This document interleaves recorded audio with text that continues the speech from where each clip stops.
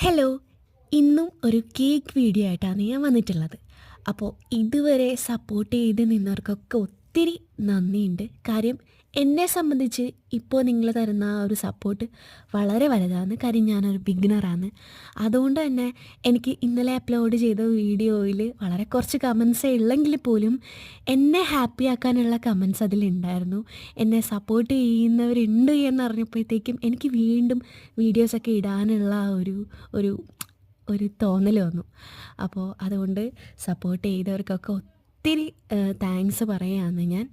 1 kg വരുന്ന ഒരു white forest കേക്കായിരുന്നു ഇതായത്.